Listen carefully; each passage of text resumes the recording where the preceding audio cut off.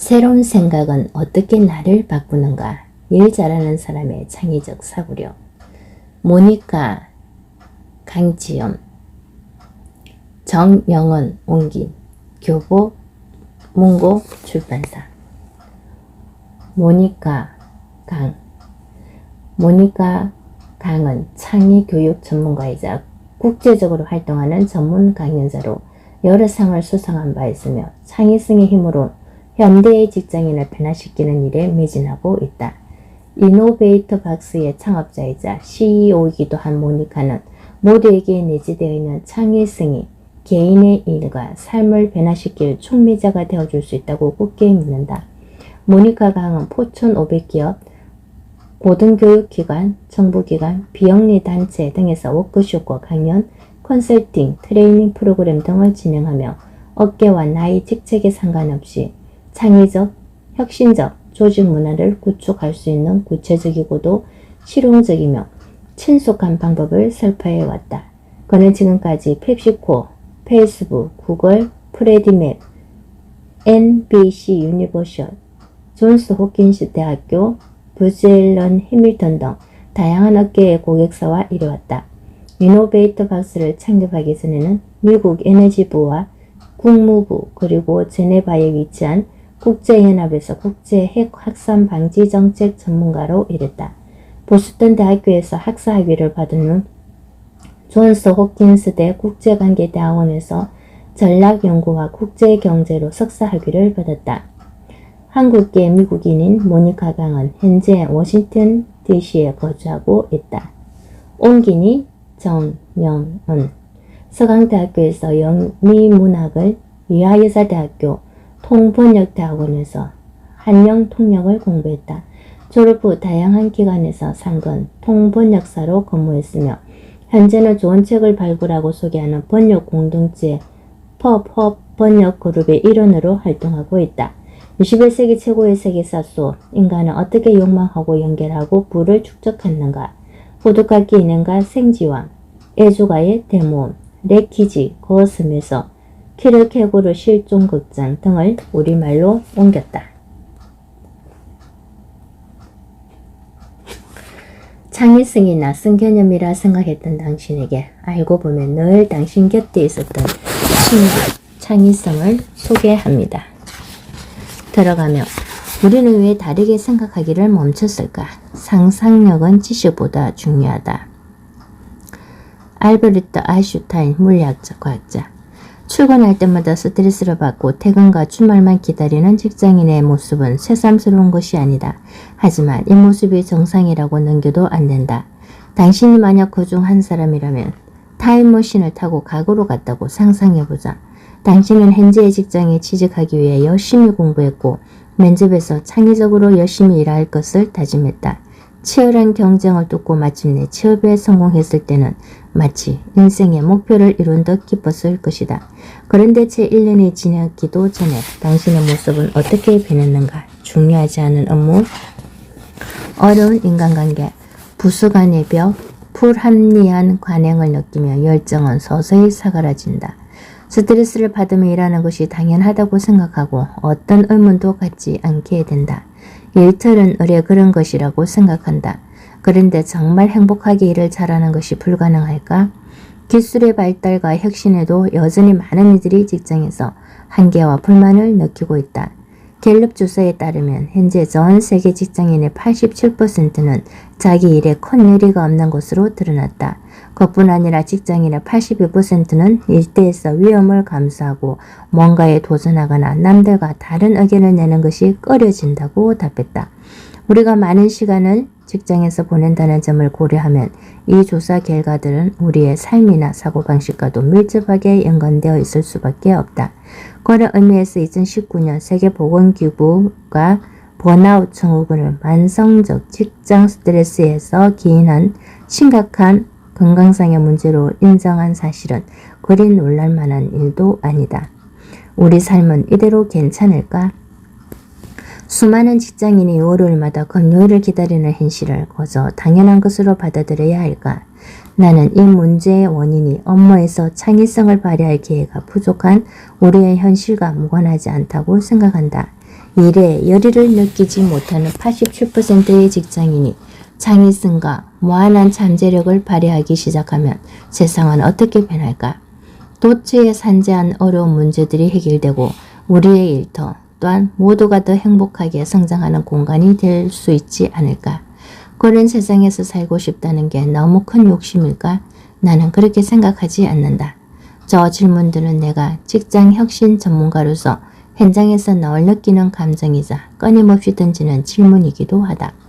나는 기업가 리더들의 창의성을 새로운 관점에서 바라볼 수 있도록, 그리고 그 과정에서 기업 문화와 직원 교육, 리더십 개발 방식을 개선할 수 있도록 돕고자 이노베이터 박스라는 창의성 교육 전문 기업을 설립했다. 그 후 4년도 안 되는 시간 동안 나는 5개국을 돌아다니며 포천 500대 기업, 대학, 비영리 단체, 정부기관 등에서 근무하는 1만여 명의 사람들과 소통했다. 그러면서 현재 우리가 생각하고 일하고 살아가는 방식에 대한 변화의 욕구가 절실하다는 것을 더 확실히 깨달을 수 있었다. 회사를 설립한 후 나는 이 책을 집필했다. 오래전부터 꿈꿔온 일이었다. 몇 년 전 나는 이유 없는 답답함에 오랫동안 시달렸다. 직함과 명함으로 모든 것을 판단하는 사회의 고정관념에 실망했지만 그것을 어떻게 깨야 할지도 몰랐고 직장에서의 삶에도 퇴근 후의 삶에도 만족하지 못했다. 나는 바닥까지 가라앉았고 삶에 대한 불만족은 우울로 나타났다. 나는 나름의 방법으로 우울에서 벗어나려 애썼다. 주변에 조언을 구하고 책을 읽고 해결책을 연구하고 시각을 넓혀보고자 모임에 가보기도 했다. 그러나 어떻게 해도 내 무한한 잠재력을 되찾을 방법이 보이지 않았다. 창의적인 마음가짐을 발견하기 전까지는 말이다. 창의성이란 무엇일까? 사전적 정의를 보면 새로운 것을 생각해내는 특성이다. 즉, 전에 없던 무언가를 창조한다는 거창한 의미가 아니라 고정관념, 틀에 박힌 생각에서 벗어난다는 뜻이 창의성을 광범위하게 설명해 준다고 볼 수 있겠다. 창의성을 마음에 새기고 어떤 상황에서든 어떤 문제를 대할 때마다 다르게 생각해보는 것만으로 우리는 깜짝 놀랄만한 결과를 얻을 수 있다. 창의성이라는 것이 마음가짐이자 삶의 방식이라는 것을 이해하고 나니 직장에서뿐 아니라 삶의 다른 부분에서도 나는 더 성장하고 발전할 수 있었다. 어려운 도전에 직면했을 때 문제를 더 잘 해결할 수 있게 되었고 내 마음은 더 잘 챙기게 되었으며 직장에서도 더 행복한 사람이 되었다. 성진했고 더 많은 일을 해냈으며 매일 아침 더 충만한 에너지를 느끼게 되었다. 창의성은 내 삶을 그야말로 완전히 바꾸어 놓았다. 나는 이 경험을 더 많은 사람들과 나누고 싶었다. 내가 대화해본 리더 10명 중 9명은 더 나은 리더가 되기 위해서는 창의성이 중요하다고 말했고 기업 성장을 위한 핵심 요소로 혁신을 꼽았다. 1950년대부터 지금까지 진행된 다양한 연구는 인간이 본래 창의적 존재이며 누구나 창의성 개발에 필요한 역량을 지녔다는 점을 끊임없이 밝히고 있다. 그러나 오늘날 많은 이들은 창의성이 일부 선택받은 사람만 타고나는 재능 같은 것이라고 생각하거나 전통적 의미의 예술에나 필요한 것이라고 오해한다. 내가 대화해본 사람 10명 중 8명은 저는 창의적이지 않아요 라거나 제게는 창의성을 발휘할 역량이 없어요. 제 업무는 창의성과 무관합니다 라고 말했다. 이 책을 집어든 이유는 당신은 아직 잘 모를 수도 있다. 직장생활이 너무 고통스럽기 때문일 수도 있고 번아웃 증후군에 시달리며 변화를 간절히 원했을 수도 있다. 관리자로서 팀의 성장과 혁신을 이끌 방법을 배우고자 했을 수도 있다. 이유가 무엇이든 나는 당신이 제가 선택해줘 기쁘다. 한 가지 기억할 것은 창의력과 성장을 찾아 떠나는 여정에서 가장 주도적인 역할을 해야 할 사람은 바로 당신 자신이라는 점이다. 당신에게는 자유롭게 질문하고 새로운 것을 경험할 권리가 있다. 그러나 그 모든 것은 당신이 시도해야만 가능해진다. 나는 나 자신에게 창의성을 발휘할 시간을 허락함으로써 내가 살고 일하는 방식을 바꿨다. 당신도 충분히 그렇게 할 수 있다. 그러나 창의성을 찾아 떠나는 우리의 여정에서 기대하면 안 되는 것들이 있다. 첫째, 이 책은 아이디어 도출 전략을 알려주는 책이 아니다. 그런 책은 이미 시중에 많이 나와 있다. 솔직히 말하면 모든 곳에 정형화된 접근법을 취하는 사람은 이미 우리 일터에 차고 넘친다.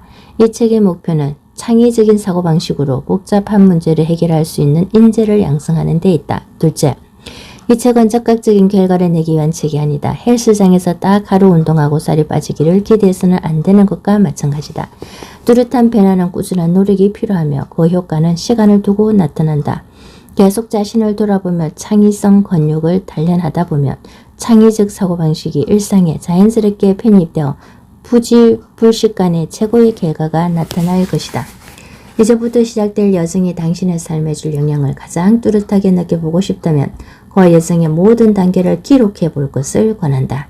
이 책을 읽기 전과 읽은 후 창의성에 대한 생각이, 창의적 사고방식이 그리고 커리어에 대한 생각이 어떻게 달라졌는지 관찰하고 기록하는 것이다.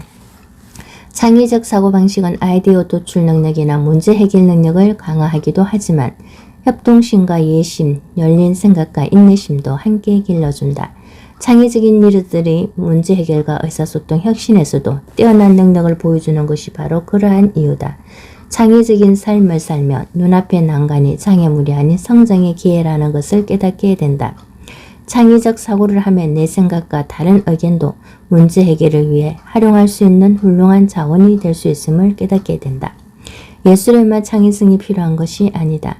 창의성은 삶의 방식이며 인간으로서 존재하기 위해 필수적인 요소다. 기억하자. 답답해야 할 필요도, 스트레스를 받을 필요도, 무기력해 할 필요도 없다. 당신은 이미 뛰어난 사람이며 당신에게 내재한 특별한 재능을 믿어도 된다. 창의적 사고방식을 복구하는 길이 순탄하지만은 않을 것이다.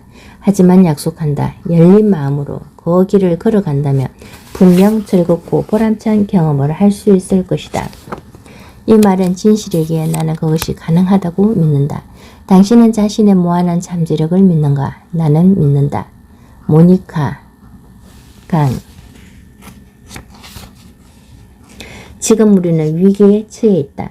사람들은 대기 1년 동안 할 수 있는 일에 대해서는 과대평가하면서 10년 동안 할 수 있는 일에 대해서는 가소평가한다. 빌 게이츠, 기업가, 자선사학가, 혁신가. 아침에 눈을 뜨며 오늘은 제발 좀 달랐으면 좋겠다고, 좀 나아졌으면 좋겠다고 생각한 적이 있는가? 일어나자마자 내가 어쩌다 이렇게 살고 있지? 라고 생각한 적이 있는가? 어디서부터 잘못된 거지? 라는 생각을 한 적이 있는가? 싫다 하자면 모두 출근길에 내가 하고 했던 생각들이다. 어느 날 아침 붉게 충혈된 피곤한 눈을 비비고 무거운 한숨을 토해내며 버섯 창문에 비친 내 모습을 바라보다가 충격에 빠졌다. 창문에 비쳐 나를 응시하고 있는 여자는 불행하고 겁먹고 지친 모습이었다. 누군지 알아볼 수 없었다. 나는 내 일을 사랑하는 사람이었다. 그런데 대체 어떻게 이렇게 힘들 수가 있지? 나는 이미 우울증을 알고 있었지만 내 상태를 인정할 준비가 되어 있지 않았다. 당시 나는 안정적인 직장에서 국제적이고 성공적인 커리어를 쌓아가고 있었다. 내 곁에는 애정어린 가족, 나를 늘 지지해주는 친구들이 있었다. 모든 것을 갖춘 내 미로는 보장된 것이었다. 그런데도 그렇게 공허한 기분이 들다니 너무도 혼란스러웠다. 애석하게도 당시 내가 느꼈던 답답함과 우울함은 나 혼자만의 것이 아니었다. 그것은 오늘날 대부분의 직장인들이 매일 경험하는 문제에 가깝다. 세계 직장인의 87%가 일에 열의를 느끼지 못한다고 답했다. 갤럽. 직장인의 82%가 직장에서 리스크를 감수하기가 꺼려진다고 답했다. 갤럽. 직장인의 76%가 직무 스트레스가 퇴근 후의 삶에도 부정적인 영향을 주고 있다고 답했고 16%는 극심한 스트레스가 원인이 되어 퇴사한 적이 있다고 답했다. 콤페리. 미국인의 65%가 일로 인한 심한 스트레스와 불안으로 고통받는다고 말했다. 미국 심리학회. 전 세계적으로 약 2억 6,400만 명이 일로 인한 우울증과 불안장애로 고통받고 있으며 이로 인해 세계 생산성 손실은 매년 1조 달러에 달한다. 2019년 WHO 발표. 한국은 전 세계에서 가장 혁신적인 나라로 손꼽힘에도 불구하고 OECD 경제협력개발기구 국가 중 두 번째로 높은 자살률을 보인다. OECD 세계경제포럼 블룸버그. 미국 직장인들의 자살률이 빠르게 증가하고 있다. 로이터. 대체 어쩌다 이 지경이 된 걸까? 이 위기에서 벗어나기 위해 우리가 할 수 있는 일은 없을까? 한 가지는 명확하다. 너무 늦기 전에 우리가 일하는 방식 그리고 인재를 양성하는 방식을 바꿔야 한다는 것이다. 한국의 한 친구가 해준 이야기는 내게 큰 충격을 주었다. 그 친구는 어차피 안 될 것을 뻔히 아는데 굳이 꿈을 가지거나 뭔가를 바랄 필요가 있느냐고 반문하며 현 상태로 버티며 사는 것만으로도 충분히 버겁다고 말했다.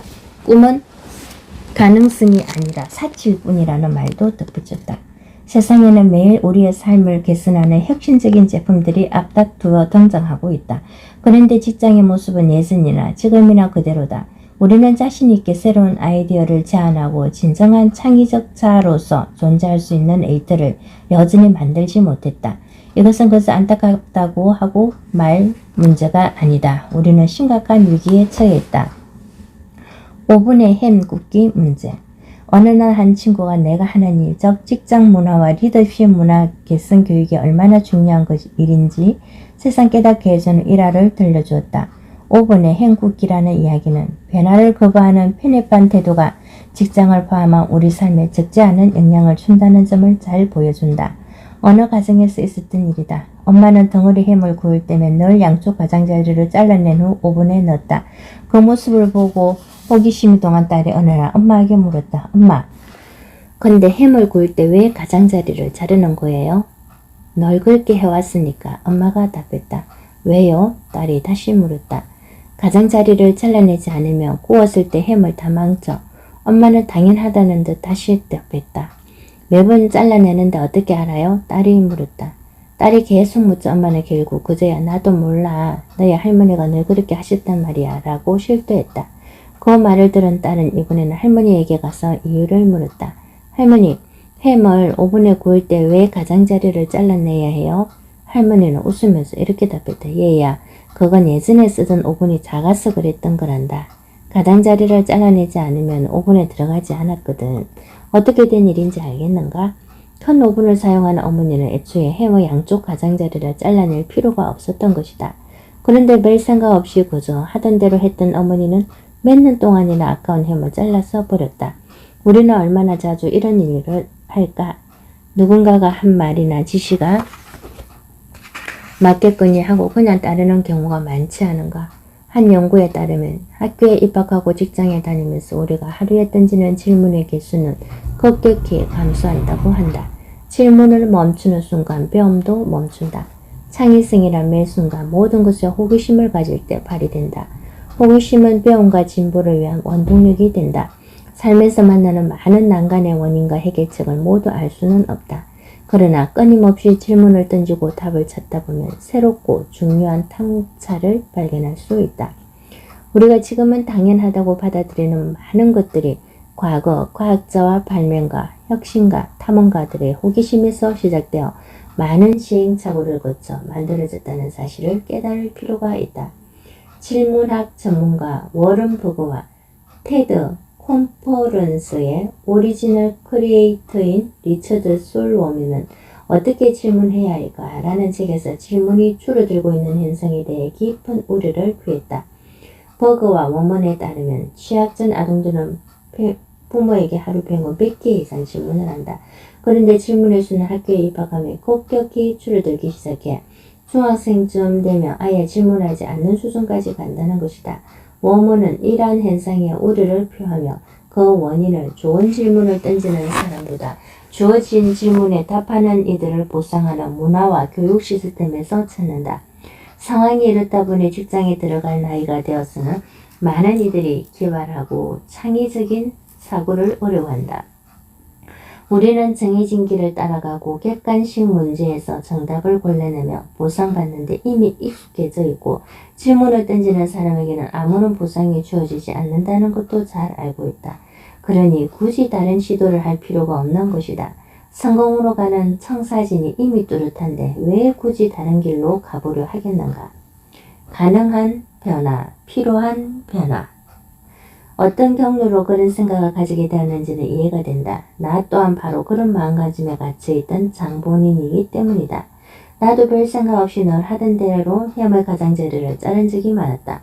그러다 햄이 제대로 익지 않거나 뭔가 잘못되면 괜히 5분 텃을 하곤 했다. 나는 미래에 대한 목표가 뚜렷한 사람이었다. 직업에서부터 교육, 사랑, 인생의 경험에 이르기까지 이루고 싶은 목표가 확실했고 성공적인 커리어를 쌓으며 최고의 인생을 살겠다는 의지에 불탔다.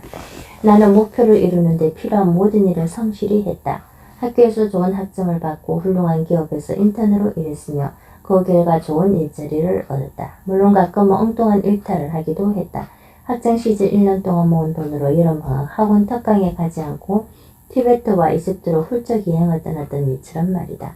그러나 전반적으로는 세상이 말하는 꿈의 직업과 인생을 쟁취하기 위해 성실하게 노력했다.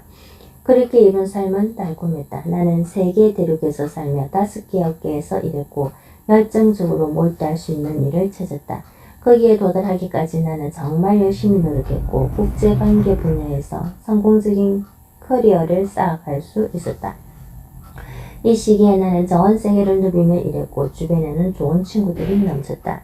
제네바에서 빈 서울, 베이징, 워싱턴, DC에 이르기까지 내가 사랑하는 여러 도시에서 살며 일한 시간들은 단 한순간도 지루할 틈이 없는 신나는 모험으로 채워졌다. 하지만 출근길 버스에 앉아 창문에 비친 내 모습을 바라보던 그 아침, 나는 하루를 신나게 시작했던 게 언제였는지 기억조차 할 수 없었다. 나는 분명 아침을 활기차게 시작하는 사람이었는데, 출근길을 사랑하는 사람이었는데, 그랬던 내가 언제 그렇게 변했는지조차 기억할 수 없다는 사실이 공포로 다가왔다. 나는 큰 꿈을 꾸는데 익숙한 사람이었다. 그런데 야심이 클수록 최악의 상황을 상상하는 일이 잦아지고 실망을 경험하는 데 익숙해져야 했다. 그런 사실을 내게 알려준 이는 없었다. 이루고 싶은 게 많을수록 실패가 더 두려워졌다. 하나, 둘 정부 기관에 취업하는 친구들을 보며 나 혼자 취업에 실패할까봐 두려웠다. 취업한 후에는 열심히 일하고도 성진이 실패할까봐 두려웠다. 나는 뒤처지는 게 두려웠고 그럴수록 조직 문화의 자격 요건에 직함에 어깨의 기준에 그리고 좋은 친구라는 기대에 나를 끼워 맞추려고 안간힘을 썼다. 하지만 그렇게 어딘가에 맞추려고 애쓸수록 나라는 사람은 점점 사라져갔다. 나는 두려움에 의해 움직이고 있었다. 더는 이대로 살 수 없다는 생각이 들 무렵 나는 정체된 현재를 흔들어 보기로 결심했다. 햄의 가장자리를 자르는 이유가 무엇인지 묻기 시작하는 것이다.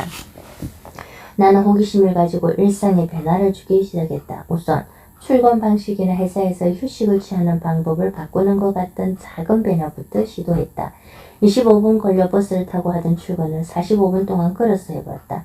업무 중 잠시 커피를 마시며 휴식을 취하고 싶을 때는 늘 가던 스타벅스가 아닌 세블록 떨어진 곳에 있는 다른 카페에 갔다. 한 번도 들어본 적 없는 음악을 듣고 아는 사람이 거의 없는 모임에도 참석해보았다. 처음에는 이런 변화들이 나를 더 창의적으로 만들고 있다는 느낌을 전혀 받을 수 없었다. 뭐긴 달라지긴 했나? 라는 의문이 들었다. 그러나 시간이 지나며 차츰 내 안에 호기심과 에너지가 차오르는 것이 느껴졌다. 하루는 미술용품 가게에 가서 색연필과 스케치북을 사기도 했다. 나는 조지타운 워터프론트 공원 강변에 앉아 오리와 일몰을 스케치했다. 내가 그러고 있으니 놀랍게도 거의 모든 사람이 당연한 듯 나를 예술가로 보았다. 우리가 별다른 질문이나 탐구를 하지 않은 채 정말 많은 것들을 추정하며 산다는 생각이 들었다. 왜 우리는 거리에서 스케치하는 사람이 당연히 예술가라고 추측하고 그렇지 않으면 이상하다고 생각할까? 사회의 기대에 갇히기보다 내가 나 자신을 정의하기로 결심한 순간 나는 더 자유로워지고 크게 성장할 수 있었다. 바로 그 순간 나는 내 안에 내재된 창의성을 다시 만나기 위한 한 걸음을 내디뎠다. 내가 하는 모든 일에 100%의 모습으로 임할 수 있다면 내 삶이 어떻게 변할 수 있을지 생각했다. 물론 내가 당시 종사하던 핵안보 분야의 일도 포함해서 말이다. 창의적인 행동에 몰입했을 때 살아있는 느낌이 들고 시간 가는 줄 모르는 것은 지극히 당연한 현상이다. 엑셀 작업에서 페인트 칠, 식사 준비에 이르기까지 모든 것이 창의적인 행동이 될 수 있다. 어린 시절 우리는 모두 창의적인 존재였다. 우리는 따로 뭘 만들겠다는 생각도 없이 많은 것을 만들었고 아이디어를 생각해낸다고 애쓸 필요도 없이 많은 것을 생각해냈다. 그러나 불행하게도 언제부터인가 우리는 성장과 함께 어린 시절의 창의성은 당연히 사라지는 것이라고 믿게 되었다. 우리가 느끼는 답답함과 무기력함과 창의성을 발휘할 기회가 줄어든 것과 결코 무관하지 않다. 창의성은 여전히 우리 안에 있다. 갇혀있는 창의성을 다시 해방시킬 수 있다면 우리는 우리 안의 선물을 세상과 나눌 수 있다. 출근길 버스에서의 깨달음으로 내가 그렇게 했듯이 말이다. 무의식적으로 스스로에게 붙이는 이름표. 미국에서 악수를 하거나 명함을 주고받을 때 하는 첫 질문은 거의 정해져 있다. 무슨 일을 하세요? 라는 질문이다. 자주 받는 질문이지만 처음부터 이런 질문을 받으면 내 직함과 소속에만 관심이 있나 라는 생각이 들기도 하고 내 직업만 가지고 나에 대해 판단하겠지 라는 생각이 들기도 한다. 사실 이런 일은 흔하다. 심지어 어떤 사람은 내 친구에게 데이트를 신청하면서 전화번호도 페이스북 아이디도 아닌 링크드인 아이디를 물으면 명함을 달라고 한 적도 있다. 물론 좀 극단적인 예시긴 하지만 내가 하려는 말의 의도는 전달되었으리라 생각한다. 겉모습만 보고 또는 소속이나 직함만 보고 상대에 관해 그 자리에서 판단하는 일은 정말 많은 곳에서 다양한 방식으로 일어난다. 콘퍼런스에 가보면 다들 옷에 달린 배지를 재빨리 살펴본 후 자기에게 필요한 사람에게만 말을 건다. 네트워킹 행사에서도 사람들은 옷을 가장 잘 차려입은 사람을 찾는다. 동문회에 가면 졸업 연도와 소속 기업을 보고 누구와 대화를 나눌지 결정한다. 물론 공통점을 찾는 것이 나쁜 일은 아니다. 하지만 상대를 판단하고 관계를 맺는데 소속이나 직함이 가장 큰 기준이 되어야 할까? 우리는 살아가면서 끊임없이 스스로에게 그리고 다른 사람들에게 일종의 이름표를 붙인다. 그 이름표를 붙이는 방식에 대해 다시 생각하게 된 세 가지 계기가 있다. 커리어 초기, 나는 핵간식과 핵밀수 대응 관련 업무를 주로 담당하는 핵 비확산연구원으로 일했다. 일의 분야도 분야건의와 미국 정부기관에서 일하다 보니 신입이었는데도 많은 이들이 내게 관심을 보였다.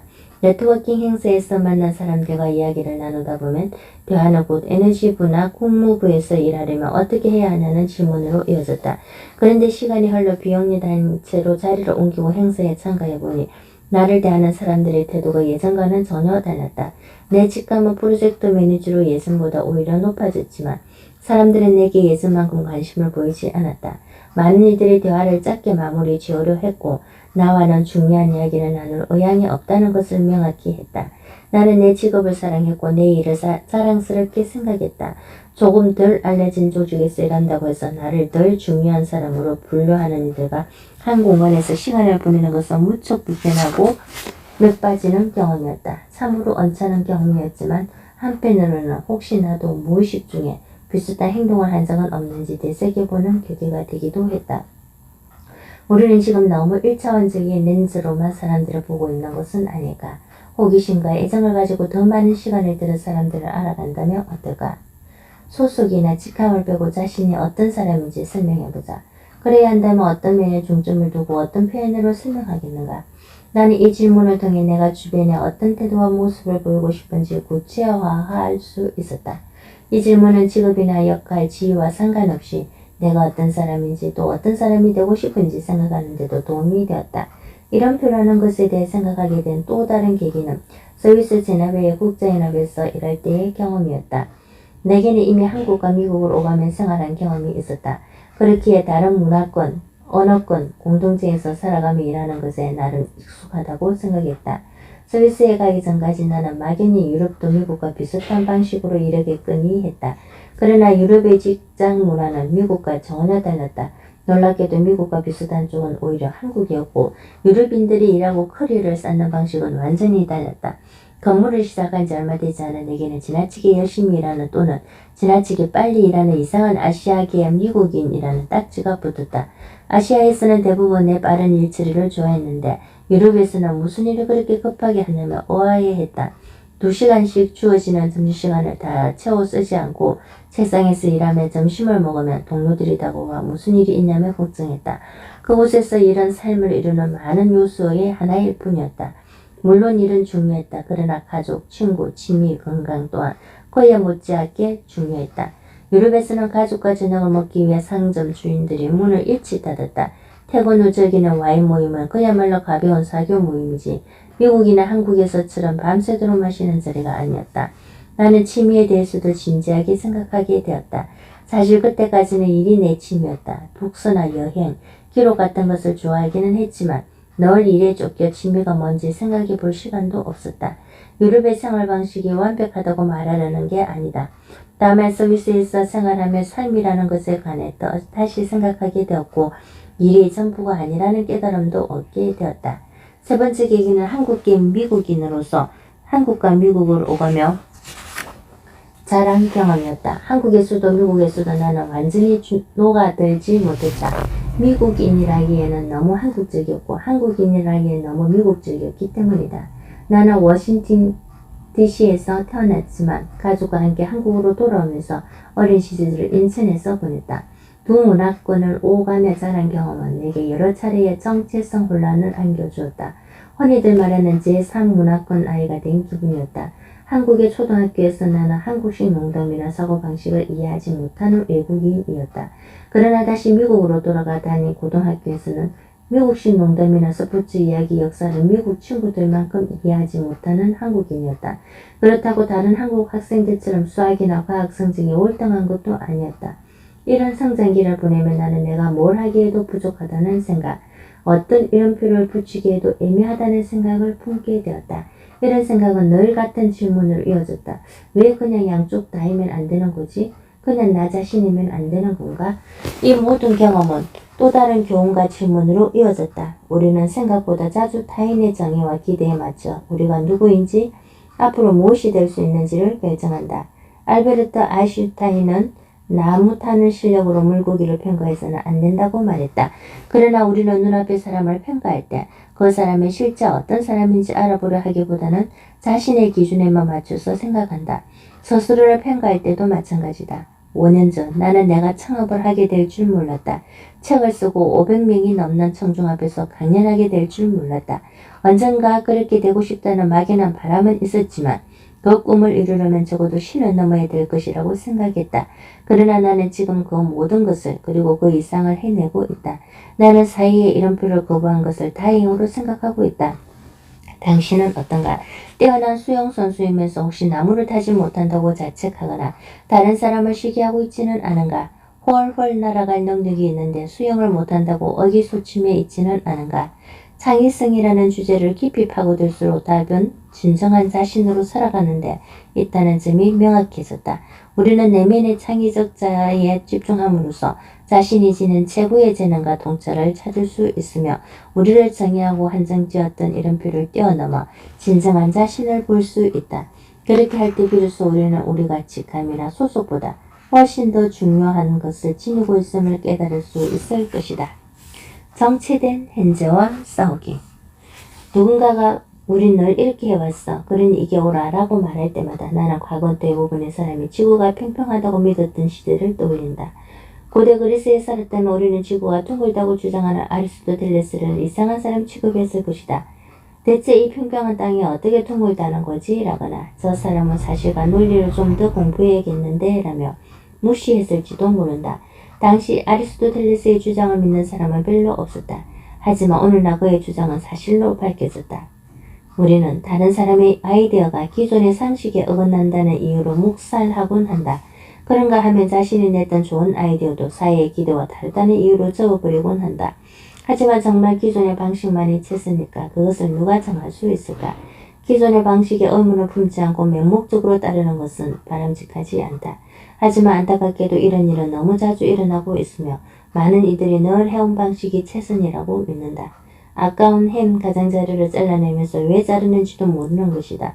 물론 과거의 지혜에서 배울 수 있는 것도 많다. 그러나 그런 지혜를 지키면서도 세상의 변화를 알고 열린 마음을 유지하는 것 또한 중요하다. 개개인으로서 우리는 꿋꿋이 자신의 아이디어를 전파했던 아리스토텔레스를 본받아야 한다. 또한 사회의 구성원으로서 우리는 과거를 존중하고 미래의 실수를 예방할 방법을 찾는 동시에 열린 태도를 유지해야 한다. 과거에 통했던 방식이 미래에도 꼭 통하리라는 법은 없다는 점을 명심해야 한다. 이런 생각을 오늘날 우리의 일터에 어떻게 적용할 수 있을까? 지금은 5세대가 한 직장에서 함께 일하는 시대다. 세대별로 삶의 경험, 기술 활용도, 의사소통 방식이 모두 다르다. 기술은 소통, 여행, 구매, 심지어 데이터 방식까지 많은 것을 바꿔놓았지만 사실 직장이라는 곳은 크게 달라지지 않았다. 우리는 여전히 9시에 출근해서 6시에 퇴근하고 정해진 방식으로 휴가를 사용하며 각자 담당하는 업무를 진행한다. 교통편, 데이터, 음식, 심지어 세탁물 서비스까지 휴대전화 앱 하나로 해결하는 시대인데 우리가 일하는 방식만큼은 왜 예전과 크게 달라지지 않았을까? 2007년 출간된 팀 페리스의 책 나는 4시간만 일한다는 여전히 꾸준한 인기를 누리고 있다. 이는 많은 이들이 덜 일하고 더 노는 삶을 원한다는 방증이지만 오늘날 직장인에 관한 통계가 보여주는 현실은 다르다. 여전히 우리는 직장에서 스트레스와 답답한 불만족을 느끼는 것이 당연시되는 사이에 살고 있다. 이래서 만족을 느끼지 못하는 87%의 직장인이 무한한 잠재력을 찾아내고 성취하게 된다면 세상에는 어떤 변화가 나타날까? 단순히 휴가를 더 주자는 이야기가 아니다. 수많은 직장인이 있는 휴가를 다 소진하지 못한 채 한 해를 마무리하며 휴가도 못 쓰고 일하는 것을 훈장처럼 여기는 조직도 있다. 이제 창의적인 마음가짐으로 우리가 일하는 방식을 완전히 바꿔야 할 때가 왔다. 더 이상 미뤄줘서는 안 될 시급한 과제가 된 것이다. 책의 도입부에서 언급한 한국 친구의 이야기로 다시 돌아가보자. 그 친구는 20대에서 40대에 이르기까지 많은 한국인의 꿈을 사치로 이긴다고 말했다.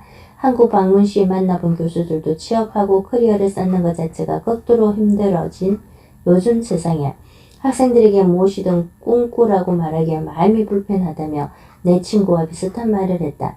매일 아침 일어나는 것이 고통이라면 직장에서도 삶에서도 앞으로 나아가기는 힘들 것이다. 우리는 이것을 바꿔야 한다. 함께라면 변화는 가능하다. 우리는 정체된 현재를 직시하고 이를 깨뜨리기 위한 싸움을 시작해야 한다. 한계에 갇혀 답답하고 무기력하게 살아가는 삶을 원래 그런 것이라 생각하고 순순히 받아들여서는 안 된다. 그저 해야 해서 하는 일만 하며 산다면 우리는 존재로서의 인간이 아닌 행위자로서의 인간에 그칠 수밖에 없다. 다음 장에서는 창의성에 대한 오해를 타파하고 직장인으로서, 리더로서, 그리고 한 인간으로서 오늘날의 일대에서 성장과 혁신을 이끌 방법을 함께 알아보자. 만능 공식은 없다. 무언가에 대해 정의를 내리는 것은 한계를 짓는 것이다. 오스카 와일드, 작가, 극작가, 시인. 세상을 다 뒤져도 지금 이 순간 당신이 입고 있는 옷이나 장신구, 신발을 똑같이 차려입은 사람을 찾을 수는 없을 것이다. 당신이 어디에 있든 간에 지금 당신이 쓰고 있는 안경과 신고 있는 신발, 입고 있는 서치와 어깨에 걸친 가방을 모두 똑같이 차려입은 사람과 마주치거나 같은 공간에 있을 확률은 극히 낮다. 이는 유니폼을 입는 직장에 다니는 사람도 교복을 입는 학교에 다니는 학생도 마찬가지다. 모두의 취향이 다르기 때문이다. 한 발 더 나아가 생각해보면 매운 음식이나 공포 영화, 성적 취향도 사람마다 다르다. 당연한 일이다. 왜냐하면 인간이라는 존재는 성격, 선호, 경험, 의사소통, 방식, 편견 등이 다양하기 때문이다. 인생을 살며 즐기고 표현하고 성장하는 방식은 지문처럼 사람마다 다르다. 똑같은 일정으로 여행한 단체 여행객이 각자 다른 경험과 인상을 받는 것도 그런 이유에서다. 우리는 이런 차이에 관해서는 쉽게 이해한다. 그런데 창의성에 관해서는 다르다. 우리는 창의성을 단 하나의 의미로 정의할 수 있다고 생각한다. 취향이나 선호의 다양성을 쉽게 이해하면서 창의성만큼은 모두에게 같은 의미일 것이라고 생각하는 이유는 무엇일까? 창의성을 논할 때 우리가 저지르는 대표적인 실수는 바로 창의성을 예술에만 연관지어 생각하는 것이다. 물론 예술은 창의적인 것이다. 그러나 예술 외에도 창의성을 요하는 것들은 많다. 사실 우리는 이미 매일 다양한 행동으로 창의성을 표출하며 살아가고 있다. 다만 그런 행동을 창의적인 행동으로 미처 인지하지 못할 뿐이다. 인간이 모두 창의적인 존재라는 사실을 진정 이해하기 위해서는 우선 창의적 표현 방식의 다양성을 알아야만 한다. 어떤 이들은 공연할 때 창의성을 느낀다. 그런가 하면 복잡한 수학 공식을 풀거나 어려운 사업상의 문제를 해결할 때 창의성을 느끼는 사람들도 있다. 창의성의 발현 방식은 개개인의 성격만큼이나 독특하고 다양하다. 자신만의 창의적 강점과 그 발현 방식을 이해하기 위해서는 우선 그 방식의 다양성을 인정하는 것이 중요하다. 당신은 어떤 창의적 활동을 할 때 가장 큰 생기와 에너지를 느끼는가? 글쓰기일 수도 있고 분석이나 연설 또는 그림 그리기일 수도 있다. 노래를 부르거나 뭔가를 만들 때, 디자인을 하거나 공연할 때 그런 기분을 느끼는 사람도 있을 것이다. 시간의 흐름을 잊게 하는 활동, 더 잘하고 싶다는 생각을 들게 하는 활동, 하고 있으면 행복한 활동이 바로 그것이다. 그러나 창의성을 가장 잘 발현시키는 활동을 찾기 위해서는 다양한 시도를 해야 하며 여기에는 노력과 용기가 필요하다. 입맛에 가장 잘 맞는 탁구 가게를 찾기 위해서는 우선 여러 가게의 탁구를 한 번씩은 맛봐야 할 것이다. 창의적 성향도 마찬가지다. 당신의 잠재력을 꽃피우게 하는 활동이 무엇인지 파악하기 위해서는 우선 다양한 것을 시도해 봐야 한다. 다시 정리해보자. 우리는 모두 창의적이지만 각자의 창의성은 다르다. 그렇기 때문에 영감을 주는 요소, 인풋과 창의성의 결과물, 아웃풋, 그리고 그 결과물을 내보이는 방식, 표현에 이르기까지 모두의 창의적 프로세스가 다르다. 작가들이 모두 글을 쓴다고 해서 다들 같은 소재에서 영감을 받지는 않는다.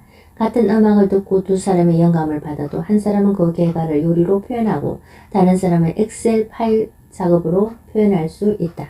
어떤 투입 요소와 산출물, 표현 방식이 자신의 창의성과 에너지를 가장 잘 발현시키는지 깨닫기까지는 시간이 좀 걸릴 수도 있지만 꾸준히 시도하다 보면 어떤 상황에서 최고의 창의성이 자연스럽게 발산되는지 차츰 깨닫게 될 것이다. 일단 무엇이 나를 행복하게 하는지, 어떤 일을 할 때 즐거운지 파악해보자. 좋아하는 것을 파악하고 나면 일상의 업무에서 그것과 관련된 일을 찾아내는 것은 한결 쉬워진다. 다시 음식에 비유하자면 어떤 음식점에 가야 할지, 어느 푸드트럭에 가야 할지 모르는 상태에서는 탁구를 제대로 즐길 수 없는 것과 마찬가지다. 자신을 더 잘 알수록 내면의 창의성과 다시 소통하고 창의적 마음가짐을 개발하는 과정은 더 쉬워진다. 인생은 객관식 문제가 아니다.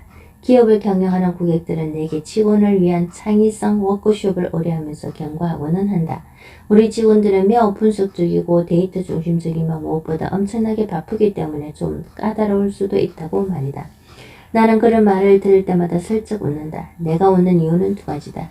왜 그런 말을 하는지 이해가 가기 때문이며 그럼에도 변화가 충분히 가능하다는 것을 알기 때문이다. 조달, 재무, 기술, 컨설팅 등의 분야에 종사하는 직장인들은 대개 여러 개의 프로젝트를 동시에 돌리며 수많은 데드라인과 빡빡한 일정을 소화한다. 비영리 단체나 정부기관 종사자들은 빠듯한 예산으로 야심찬 목표를 이루기 위해 동분서주하며 과로하기 일수다. 그리고 모두가 성과를 내야 한다는 막중한 부담감에 시달린다. 사정이 그렇다 보니 빠른 시간 안에 주어진 문제를 분석하고 정해진 정답을 찾아내는 데 익숙해져 있다. 그러나 인생은 객관식 문제가 아니다. 우리는 학교 교육을 거치며 어린 시절부터 답을 찾고 보상을 받는 데 익숙해졌지만 이제는 다르게 생각해야 할 때가 되었다. 그럼 일단 가벼운 워밍업 문제를 풀어보자. 8의 절반은 무엇일까? 워크숍에서 내가 이 질문을 던지면 모두 눈을 깜빡거리며 나를 쳐다본다. 8의 절반이 뭐냐니 당연히 4 아닌가. 하지만 4는 너무 뻔한 답이라는 생각에 참가자들은 숨은 답을 찾아내려 조용히 고민에 잠긴다. 강연장에 어색한 침묵이 길어질 때쯤 참가자들은 손을 들고 자기가 생각하는 답을 외치기 시작한다. E요, W 아닌가요? M이요, S요, 3일 것 같아요. 0이요, 뭐한데. 이 다양한 답이 보이는가? 참가자들은 8의 절반이 뭐냐는 질문에 대한 답을 끊임없이 내놨다. 하나의 정답이 아닌 무한한 답을 본 것이다. 정답이 뭔지 궁금한 독자도 있을 것이다. 두말할 것 없이 모두 정답이다. 나는 애초에 답이 하나라고 말한 적이 없다. 객관식 문제에 익숙한 우리는 모든 문제에는 정해진 답이 딱 한 개만 존재한다고 생각하는 경향이 있다. 그러나 수학책이 아닌 현실에서 문제를 해결하는 방법은 언제나 다양하다. 문제 해결을 위해 내놓은 각자의 경험과 관점에 모여 옳은 답이 여러 개 탄생하기도 한다. 자, 여러분도 8의 절반을 묻는 말에 여러 개의 답이 존재한다는 사실을 받아들일 준비가 되었는가? 우리가 지금껏 얼마나 자주 다음과 같은 일을 해왔는지 솔직하게 생각해보자. 누군가가 8의 절반이 뭔지 물었을 때 4라고 답하고 생각을 멈춘 적은 없는가? 4 이외의 답을 제시하려는 동료의 말을 끊거나 재촉한 적은 없는가? 단지 수학 시간에 4라고 배웠다는 이유로 4 이외의 답을 말하는 동료의 의견을 묵살하지는 않았는가? 4 이외의 답을 내놓은 동료들에게 그렇게 생각한 이유를 물어보면 어떨까? 문제를 해결하는 다른 방법을 배우고 새로운 통찰을 얻을 수 있지 않은가? 언제부턴가 우리는 이미 정해져 있다고 믿는 하나의 다 외의 것을 말하지 않게 되었다. 어깨를 막론하고 거의 모든 직장인들이 일에서 답답함을 느끼는 것은 어찌 보면 당연한 일이다. 다른 답을 찾는 길을 우리 스스로가 완전히 막아버린 것이다. 우리에게는 변화가 필요하다. 위기를 기회로 보는 법. 일이나 사업을 할 때 좁은 시야는 큰 그림과 기회를 놓치게 할 수 있다. 다트무스 경영대학원 최고 경영자 MBA 과정에서 교수님이 아주 인상적인 일화를 하나 소개해 주신 적이 있다. 그 과정을 수강했던 한 사학과에 관한 이야기인데 편의상 데이브 스미스라는 이름으로 부르기로 하자. 최고 경영자 과정에 입학했으므로 데이브의 상황은 좋지 않았다. 데이브는 캘리포니아에서 작은 호텔을 수십 년간 성공적으로 경영해온 사람이었다. 훌륭한 서비스 덕에 단골이 많았으며 온라인 후기 또한 칭찬 일색이었다. 국립공원과 휴양 페니시스 그리고 시내의 모두 접근성이 좋은 전략적인 위치 덕에 데이브의 호텔은 그 지역에서 높은 시장 점유율을 자랑했다.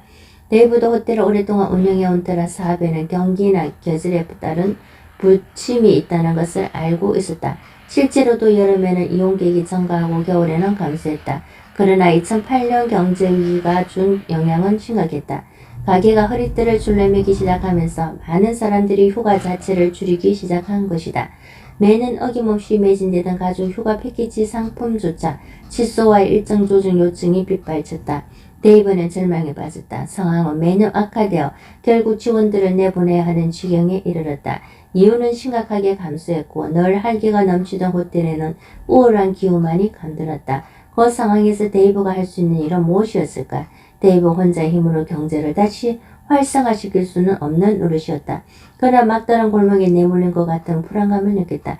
이러다 오랜 세월 정성스레 키워온 자식 같은 호텔 사업을 잃게 될까봐 두려웠다. 이 상황에서 당신이라면 어떻게 했을까? 몇 년간의 악정고투 끝에 데이브는 발상을 전환하기로 했다. 그는 MBA 과정에서 배운 것을 바탕으로 기존의 생각을 넘어서고자 노력했다. 데이브의 기존 사업은 가족 중심의 고객층에서 양질의 숙박 서비스를 제공하는 사업이었다. 데이브는 이런 서비스를 필요로 하는 다른 고객층은 없을까 생각했다. 그는 바뀐 환경 속에서 다시 예전처럼 사업을 일으키기 위해 자신의 사업이 가진 특기와 장점을 분석했다.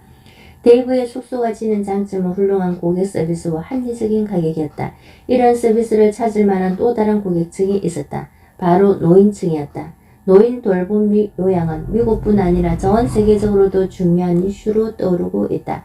미국의 경우 65세 이상 인구의 75%가 한 개 이상의 만성질환을 지닌 채 생활하고 있으며 노인 인구는 향후 20년 안에 2배가량 증가해 8,800만 명에 이를 것으로 예상되고 있다. 2018년 미국은 가정 의료 서비스에 약 1,030억 달러를 지출했으며 공공의료보험기관에 따르면 그 금액은 2026년에 1,730억 달러까지 증가할 것으로 전망된다. 데이브 자신도 부모님을 위한 요양 서비스를 찾느라 고생해 본 적이 있어서 좋은 서비스에 대한 수요가 이미 존재한다는 것을 알고 있었다. 데이브가 경험한 바로는 좋은 서비스를 제공하는 요양원은 대부분 너무 비쌌고 가격대가 낮은 곳은 서비스의 질이 만족스럽지 않았다. 합리적인 가격대의 집과 같은 편안한 주거 환경을 제공하는 곳은 없었고 대부분 부모님의 여생을 보내시게 하기엔 눈에 차지 않는 수준이었다. 모든 것이 완벽하게 맞아떨어졌고 데이브는 새로운 사업 아이디어를 바로 실행에 옮겼다. 데이브는 가족 여행객 중심의 어떤 호텔을 노인 요양에 특화된 양로 호텔로 개조했다. 사업적으로도 훌륭한 선택이었다. 시장의 수요가 증가하고 있었고 데이브의 핵심 능력은 그 수요에 꼭 맞아떨어졌으며 호텔의 위치 또한 전략적으로 탁월했다. 짧은 휴가를 즐기는 고객이 아닌 장기 체류 고객이 늘어난다는 점 또한 기대할 만했다. 데이브의 호텔이 국립공원에 가까운 곳에 위치하고 있다는 사실은 새로운 사업 모델에서도 큰 장점으로 작용했다. 자녀들은 부모님이 자연에서 많은 시간을 보낼 수 있으리라는 생각에 데이브의 호텔을 선호했고 이는 대도시의 요양원과 경쟁할 수 있는 좋은 차별점이 되어주었다.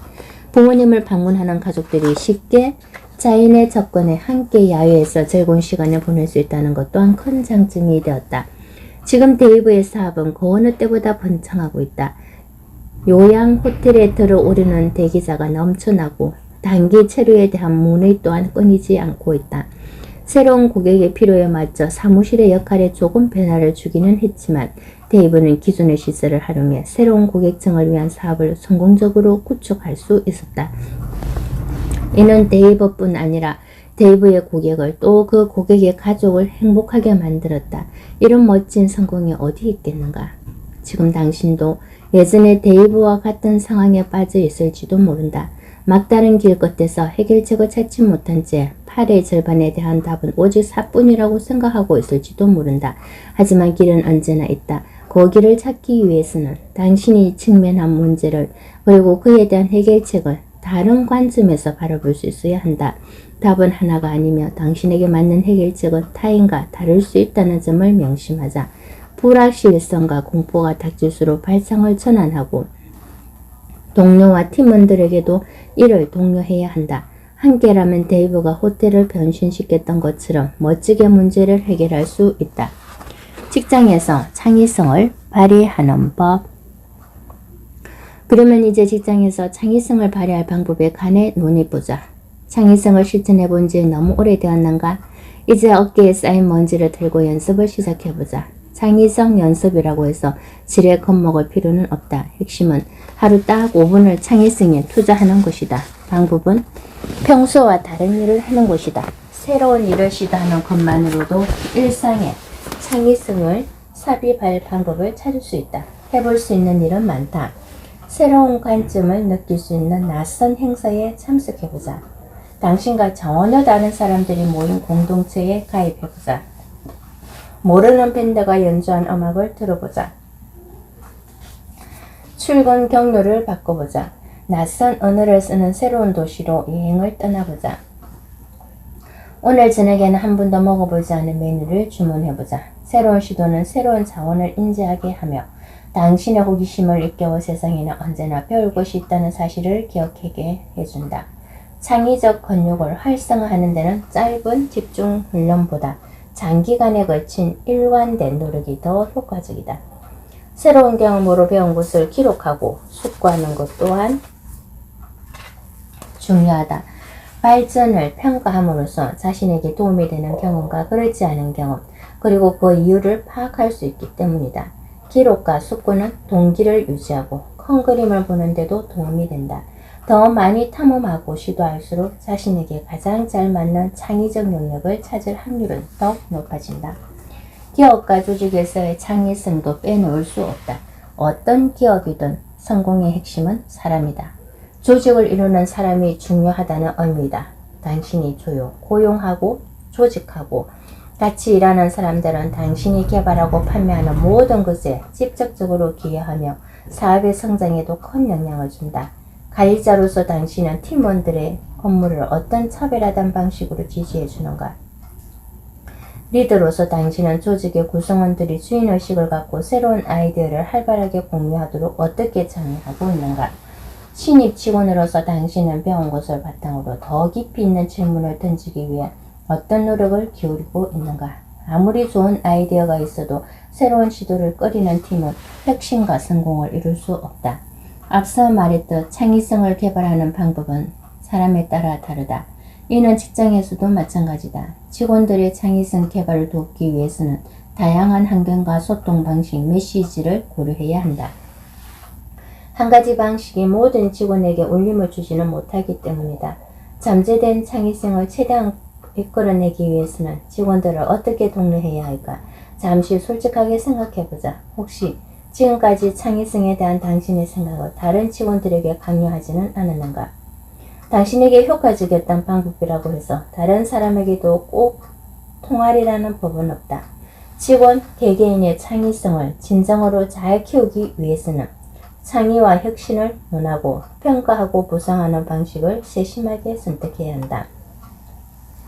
다행인 것은 그 과정이 생각보다 어렵지도 오래 걸리지도 않는다는 점이다. 우선 다음의 3단계를 통해 시작해보자.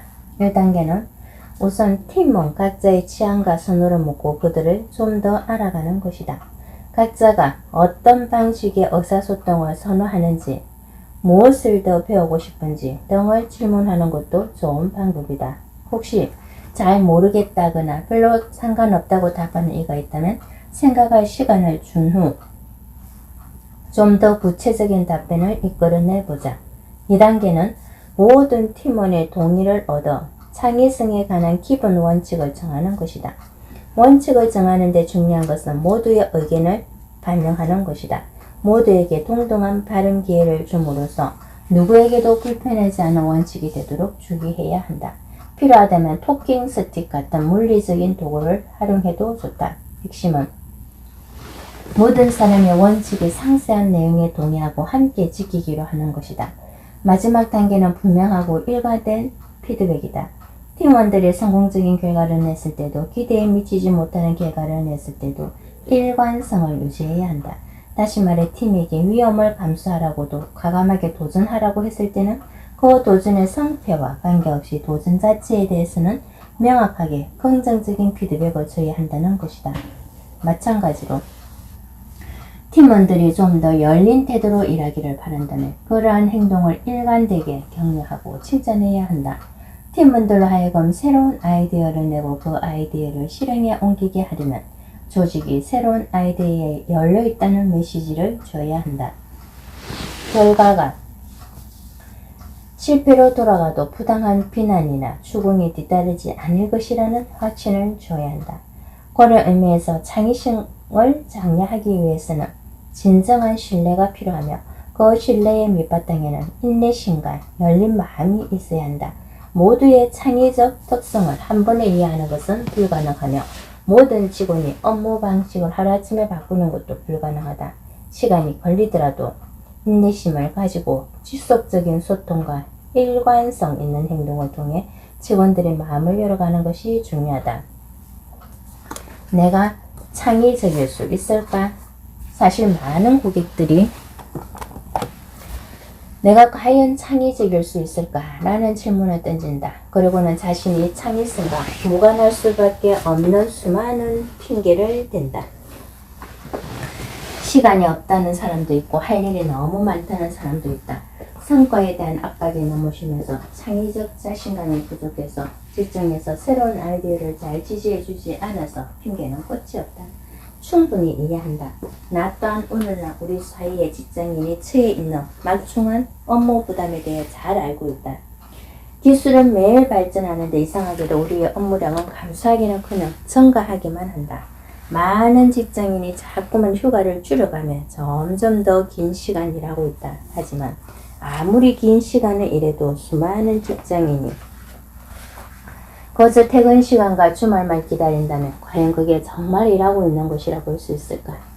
우리는 지난 수십 년간 건강과 운동의 중요성에 관해 많은 것을 배웠다. 헬스장에 가서 유산소 운동만 한다고 건강한 삶을 사는 것은 아니다. 건강한 삶을 위해서는 건강한 식사와 양질의 수면, 긍정적인 태도 또한 필요하다. 운동만 하고 식사는 부실하게 하거나 잠을 거의 자지 않는다면 또는 마음에 두려움이 가득하다면 태도가 부정적으로 변하는 것은 물론 건강 또한 만성적으로 악화될 것이다. 창의성 또한 건강과 마찬가지다. 자신이 얼마나 창의적일 수 있는지 알기 위해서는 우선 창의성이라는 것이 통합적이라는 것을 이해해야 한다. 그 과정을 돕기 위해 워크숍에서는 다양한 게임이나 상호 활동을 활용하기도 한다. 지금 이 책을 읽고 있는 독자들에게는 조용한 장소에 앉아 자신의 창의적 여정을 가만히 되돌아보고 최대한 솔직하게 적어보기를 권한다. 그 밖에 팀원들과 함께 팀으로서의 창의성을 강화할 방법에 대해 의견을 나눠보거나 절친한 친구와 함께 서로의 창의성을 지지하고 각자의 창의적 차이를 존중할 방법을 찾아보는 것도 좋다. 마음을 솔직하게 들여다볼수록 무엇이 자신을 창의적으로 만드는지 더 잘 이해할 수 있을 것이다. 우선은 다음의 질문을 시작으로 자신의 마음을 들여다보자. 가장 최근에 창의성을 느낀 것은 언제인가? 무엇을 하고 있었는가? 그때 창의성이 느껴졌던 이유는 무엇인가?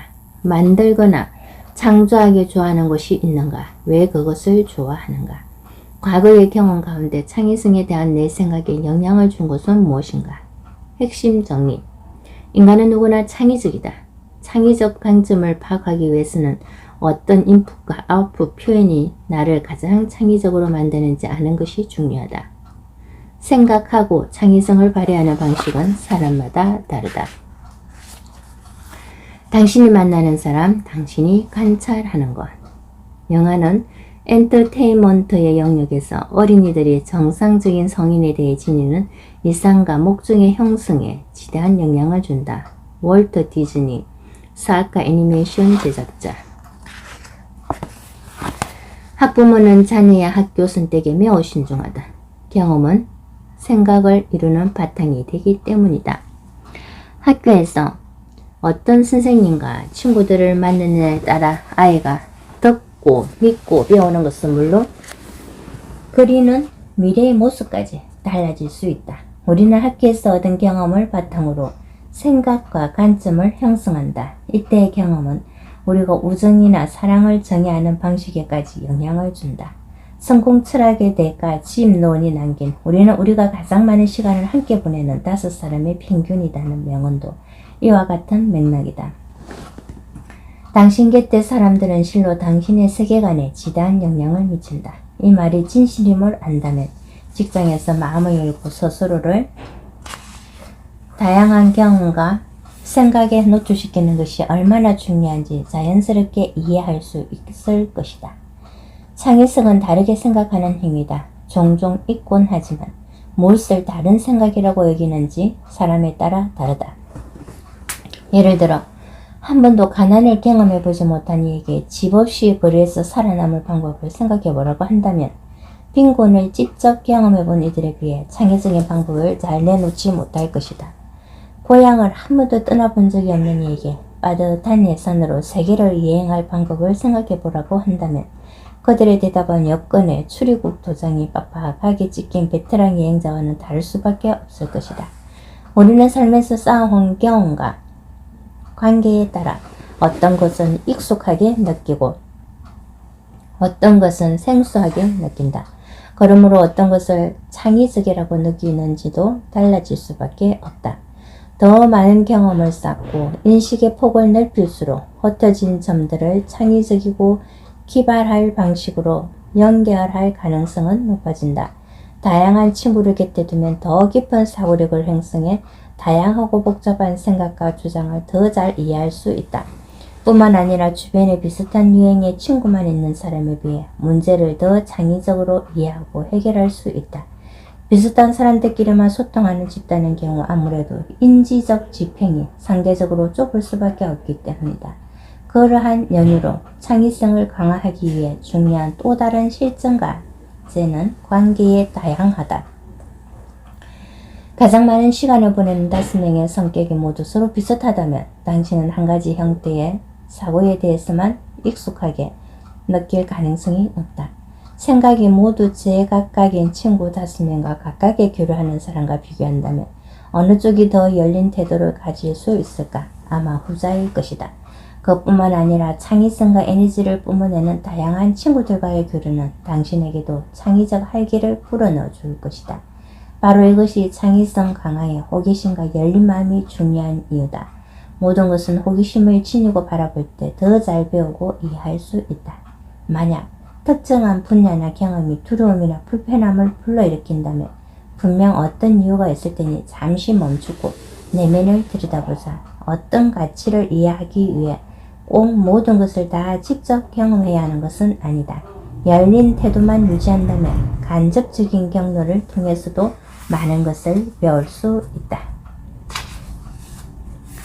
너무 다른 사람과 일하면 힘들지 않을까? 아마 이쯤에서 이런 의문을 품는 사람도 있을 것이다. 일대에서 의견이 너무 다양하며 의사결정 과정이 지연되는 것은 아닐까?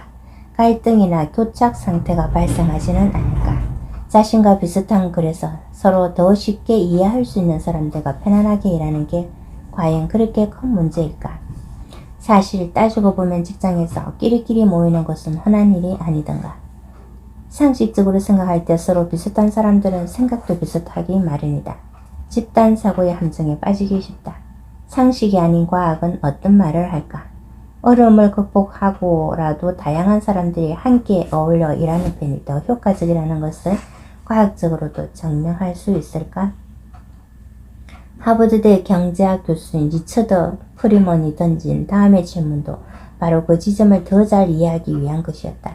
자신과 비슷한 연구자들과 협업하는 것을 선호하는 과학자와 넓은 네트워크에서 다양한 연구자들과 협업하는 것을 선호하는 과학자 중 누가 더 나은 성과를 낼까? 2011년 프리먼 교수는 미국에서 일하는 과학자들의 연구 성과를 분석해 흥미로운 패턴을 도출해냈다. 많은 연구자들이 비슷한 사람과 끼리끼리, 즉 중국인은 중국인끼리, 유럽 출신은 유럽 출신끼리 어울리는 것을 선호했으나 연구성과 측면에서 봤을 때는 참가 연구자의 다양성이 높은 논문일수록 더 창의적인 결과로 높은 평가를 받았다는 사실이었다. 다양한 참여는 새로운 연계를 촉발했고 그 결과 연구의 성과는 더 넓은 연구 공동체와 업계에 공유될 수 있었다. 인간 행동 전문가이자 미국 공영 라디오 NPR의 과학 팟캐스터 히든 브레인 진행자이기도 한 샹커 베단텀은 방송에서 프리먼 교수의 연구를 소개하며 이렇게 정리했다. 그러니까 다시 말해서 집단의 성격이 어떻든 간에 너무 같은 성향의 사람들만 모인 집단에 둘러싸여 있으면 불리하다는 거죠. 다양성은 창의성을 촉발한다. 더 많은 관점은 더 많은 가능성을 의미하기 때문이다. 콜ум비아대 경영대학원의 애덤 켈린스키 교수는 서로 다른 문화권에 속한 두 사람이 만나는 이른바 국제연애 커플이 더 창의적인 경향을 보이고 기본적인 창의성 테스트에서 더 높은 점수를 기록하는 것도 이러한 이유 때문이라고 주장했다. 2017년 켈린스키 교수의 연구팀은 국제연애 중인 MBA 학생이 그렇지 않은 학생에 비해 마케팅을 위한 제품명을 선정하는 테스트에서 더 기발하고 창의적인 결과를 냈다고 밝혔다. 또한 이 연구에서는 미국 유학 중 다양한 국적의 친구들과 더 자주 교류하고 가깝게 지낸 학생일수록 본국으로 돌아가 창업가가 될 확률이 더 높다는 사실이 밝혀지기도 했다. 이는 유대계 미국인으로서 필리핀계 미국인 아내와 결혼한 켈린스키 자신의 개인적인 경험이기도 했다. 켈린스키 교수 부부는 서로의 문화를 포용하는 것이 일과 가족, 삶 전반의 가능성을 넓히는 데 큰 영향을 주었다고 말했다. 세계적인 첼리스트 요요마는 자신의 분야인 예술에서 다양성을 활용한 도전을 실천했다. 40여 년간 다양한 장르의 음악을 연주한 요요마는 많은 음악가들이 한 가지 장르나 작품에만 지나치게 매진하는 것을 안타깝게 여겼다. 요요마는 이런 질문을 던졌다. 생각지도 못한 악기들이 서로 어우러 음악을 만들어낸다면 과연 어떤 소리가 날까? 갈라시아 지방의 백파이프인 가이타와 이란의 현악기 카만체가 어우러져 클래식과 재즈 음악을 연주한다면 어떨까? 그 결과 1998년 다양한 문화권에 속한 예술가들의 교류와 협업을 장려하기 위해 실크로드 앙상블이 탄생했다. 실크로드 앙상블은 현재 59명의 음악가가 참여하는 느슨한 형태의 연주자 모임으로서 전 세계를 누비며 많은 이들에게 다양한 음악을 들려주고 있다. 가이타 연주자인 크리스티나 파토의 이야기는 우리에게 많은 영감을 준다. 크리스티나는 원래 전통 가이타 음악을 연주하는 연주자이다. 그녀는 실크로드 앙상블에 참여하고 새로운 실험을 시작하면서 더 아름다운 음악을 만들어낼 수 있었다고 말한다. 실크로드 앙상블의 시도는 기존 음악가에게는 새로운 영감을 준다. 그뿐 아니라 음악을 공부하는 학생들에게는 꼭 클래식 악기가 아니어도 베토벤의 9번 교향곡이 아니어도 음악적 성취를 이루는 것이 얼마든지 가능하다는 메시지를 준다. 세계 곳곳의 병원들도 공항 등 의외의 장소에서 영감을 받은 설계를 활용해 변화를 추구하고 있다. 미국 인디애나주에 위치한 비크나 아동병원은 야외 느낌의 신선하고 쾌적한 공간을 추구했다. 높은 천정과 넓은 창문, 자연의 이미지와 질감이 가득한 녹색 벽과 다양한 색깔을 활용한 공간은 어린 환자들과 그 보호자들에게 한결 따뜻하고 안락한 인상을 준다. 네덜란드의 로테르담 안과병원 또한 새로운 발상으로 환자들에게 더 가까이 다가갔다. 원래 어린이 환자에게도 일반 환자복을 주었던 이 병원은 어린이들에게 다양한 동물 그림이 그려진 환자복을 제공하기로 했다. 아동병원의 의사와 간호사들은 아이들이 친밀감과 유대감을 느낄 수 있도록 자신이 담당하는 아이의 환자복에 그려진 동물 모양의 배지를 착용한다. 환자가 담당 어르신에게 친밀감을 느낄수록 회복 과정이 순조롭다는 점은 잘 알려진 사실이다. 변화가 빠른 세상, 다양성은 더욱 중요해진다. 앞의 사례들이 우리에게 어떤 의미가 될 수 있을까? 우리가 타인과 맺는 관계는 중요하다. 세계 곳곳을 누비는 음악가가 아니더라도, 어린 환자를 치료하는 의사가 아니더라도 타인과 맺는 관계는 중요하다. 가상세계에서든 현실세계에서든 다양한 네트워크 경험, 사람과 맺는 모든 관계는 우리의 호기심과 창의적인 사고 능력에 영향을 준다. 현재 미국에서 성공적인 사업을 이끌고 있는 많은 이들이 이민자 출신이거나 여러 전문 분야를 지닌 것도 바로 그러한 연유다. 일론 머스크는 남아프리카 공화국 출신으로 캐나다로 이주했으며 펜실베니아 대학교 재학 중에 다시 미국으로 이주했다. 테슬라와 스페이스X의 창업자인 그는 현재 그 밖에도 수많은 혁신적인 비즈니스를 이끌고 있다. 왓츠앱의 공동 창업자인 양 쿰은 우크라이나 키예프 근교의 작은 시골 마을에서 자랐다. 허핑턴 포스트와 스라이브 글로벌을 설립한 아리아나 허핑턴은 그리스 아테네 태생으로 런던 유학을 거쳐 뉴욕으로 이주한 경우다. 페이팔의 공동 설립자 피터 틸은 프랑크푸르트에서 태어나 1살 때 오하이오주 클리브랜드로 이주했다. 그는 현재의 거주지인 샌프란시스코에 정착하기 전 남아프리카와 나미비아에서도 생활했다. 그 밖에도 이런 인물들은 나열해서는 끝이 없다. 앞서 소개한 인물들은 모두 2개 이상의 공동체, 국가, 문화권에서 자라거나 다양한 업계에서 활동하며 호기심과 열린 태도, 창의성을 키운 인물들이다. 그들은 그 결과 강렬하고 혁신적인 기업을 만들 수 있었다. 창업에는 관심이 없다며 지금쯤 시구둥한 반응을 보이는 독자도 있을 수 있다. 그러나 이들의 사례에는 또 다른 중요한 메시지가 있다. 바로 다양한 경험을 지지하고 장려해야 한다는 메시지다. 오늘날 직장 문화는 빠르게 변화하고 있다. 모두가 똑같은 시각으로 똑같은 생각만 하는 직장에서 일하고 싶은가? 다양한 아이디어와 경험을 배척하고 새로운 가능성을 탐험하지 않는 팀이 과연 얼마나 창의적일 수 있을까? 팀에게 다양한 환경과 학습 기회를 주지 않는다면 창의성은 결코 강화될 수 없다. 당신이 자신만의 기업을 꿈꾸는 창업가든 현재 속한 조직에서 혁신을 꿈꾸는 사내 창업가든 다양성을 통해 주변 사람들에게 자극을 주고 그들로 하여금 더 넓은 시각을 가지게 해야 한다. 편하게 애쓰려 해서는 안 된다. 편한 곳에만 머물러서는 새로운 곳에 갈 수 없다는 것을 잊지 말자. 무대 위에 당신은 중요하다.